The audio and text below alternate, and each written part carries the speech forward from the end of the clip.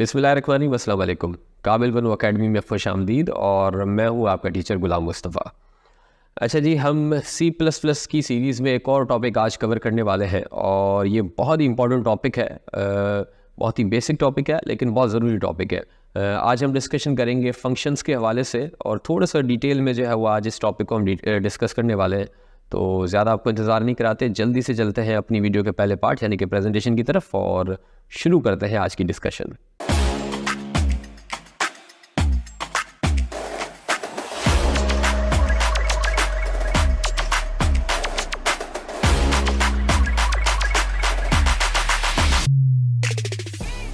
जी, तो हम प्रेजेंटेशन की तरफ आ चुके हैं। ये हमारे एजेंडाज़ हैं। फंक्शन क्या है पहले वो डिस्कस करेंगे, फिर उसके टाइप्स कौन कौन से होते हैं वो डिस्कस करेंगे, फिर एक इम्पॉर्टेंट टॉपिक फंक्शन ओवरलोडिंग उसको जो है वो डिस्कस करने वाले हैं और एक आधा एग्जांपल भी जो है वो कवर करने वाले हैं। तो सबसे पहले व्हाट इज़ फंक्शन?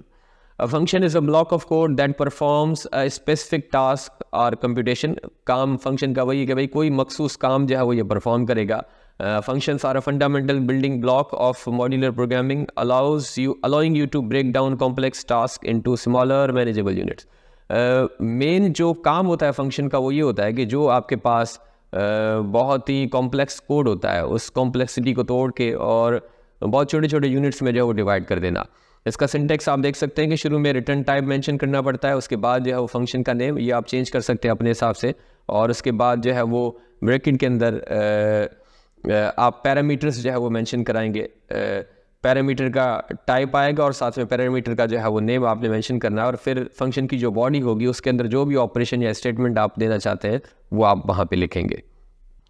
अच्छा जी, यहाँ पे जो फंक्शन के डिफरेंट पार्ट्स हैं उसको जो है वो डिटेल में डिस्कस किया गया है। सबसे पहले रिटर्न टाइप है, indicates the type of data that the function return after it's execution. It can be any valid data type including fundamental types, user defined types like structure और classes, और even void if the function does not return any value. Return type वो होता है कि जो हमारा function आखिर में जो वैल्यू रिटर्न करेगा उसका बेसिकली टाइप क्या होगा। इसमें जो यूज़र डिफाइंड करता है डेटा टाइप्स, जिसमें आप हमारा कोई स्ट्रक्चर हो गया या क्लासेस हो गई वो भी पॉसिबल है, या जो हमारे बेसिक या फंडामेंटल डेटा टाइप्स होते हैं इंटीजर, फ्लोट, डबल, स्ट्रिंग, वो भी पॉसिबल है। और अगर उनमें से कोई भी डेटा टाइप आपने मेंशन नहीं कराना है तो आपने सिंपल वॉइड इस्तेमाल करना है फंक्शन के साथ, तो वो कोई भी जो है वो मखसूस वैल्यू या मखसूस डेटा टाइप की वैल्यू जो है वो रिटर्न नहीं करेगा। उसके बाद function name, the unique identifier for the function, it should be meaningful and describe the task perform by the function.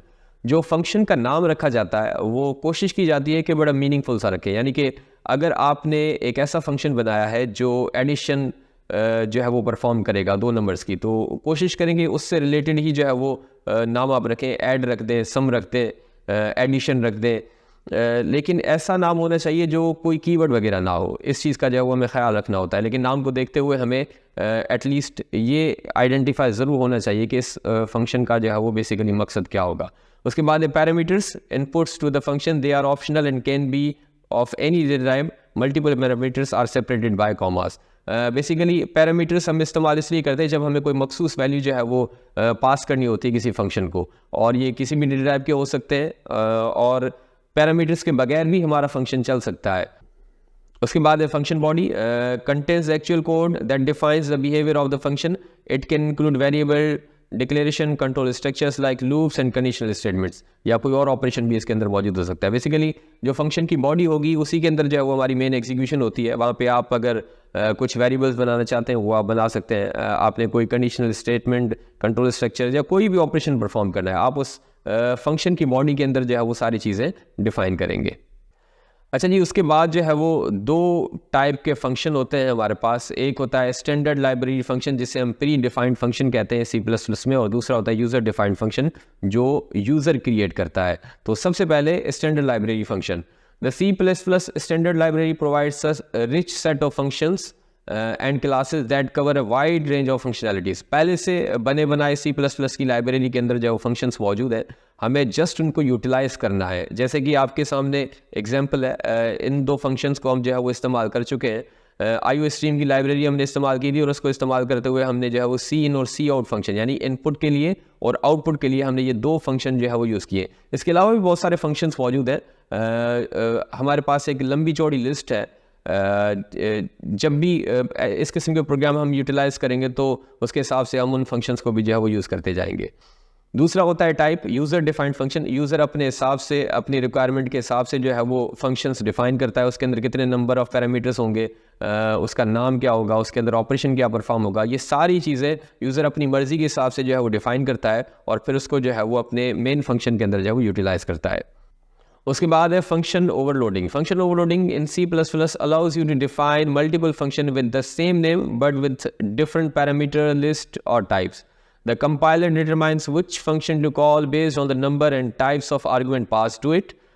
This feature enables you to use the same function name for different functionalities, improving code readability and flexibility. होता यह है कि हमारे एक ही programme के अंदर एक ही नाम के एक से ज़्यादा फंक्शन बने हुए हों।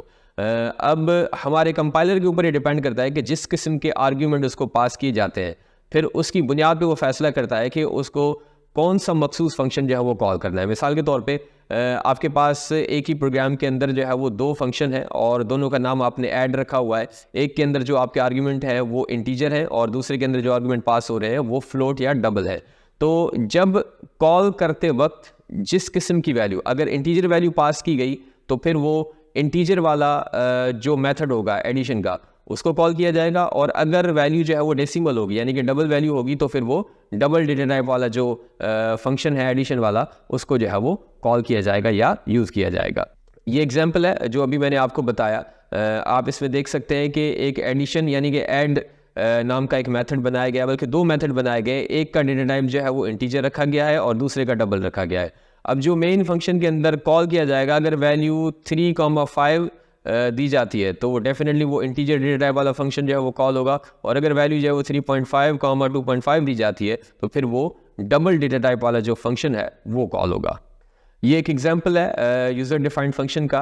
आप देख सकते हैं कि एक ऐड के नाम से फंक्शन बनाया गया है। इंटीजर डेटा टाइप है, इंटीजर ए, इंटीजर बी, उसके अंदर आर्गुमेंट पास की गई है, रिटर्न कर रहा है वैल्यू a प्लस बी की, और मेन फंक्शन के अंदर एक सम वेरिएबल बनाया गया है जिसके अंदर वैल्यू वो ऐड मेथड जो हमने बनाया है उसकी कैलकुलेशन के बाद जो वैल्यू रिटर्न हो रही है वो यहाँ पे स्टोर हो रही है, और सी आउट को इस्तेमाल करते हुए हमने उसको सम के साथ, सम प्लस मैसेज के साथ जो है वो प्रिंट कराया है।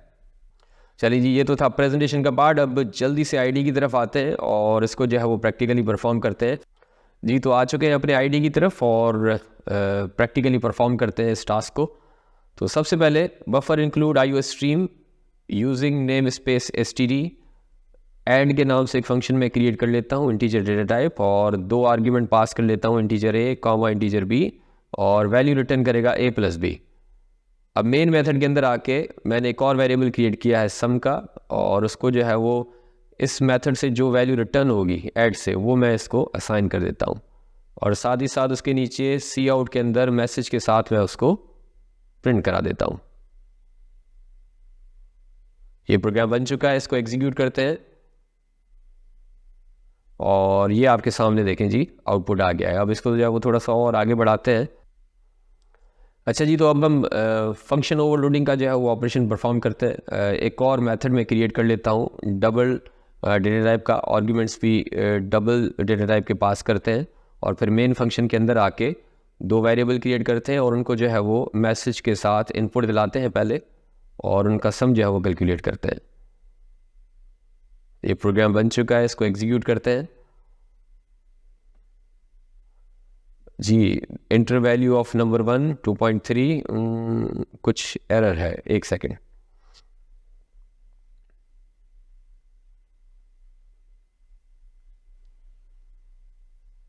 अच्छा जी, जो मैंने दो वेरिएबल क्रिएट किए थे उनको मैंने इंटीजर रखा था, इस वजह से ये प्रॉब्लम हो रही है। तो मैं इनका डेटा टाइप जो है वो डबल कर देता हूँ, और उसके बाद इसको दोबारा से एग्जीक्यूट करते हैं।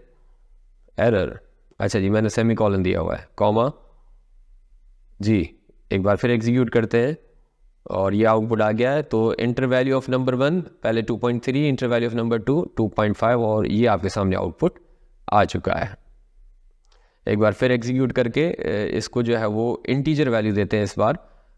इंटर वैल्यू ऑफ नंबर 1 और नंबर 2 जो 3, द सम इज 4। जी, तो आज का टास्क यहीं पे कंप्लीट होता है और आज की वीडियो भी यहीं तक थी। इंशाल्लाह अगली वीडियो में फिर आपसे मुलाकात होगी। तब तक के लिए इजाज़त दीजिए। अल्लाह हाफ़िज़।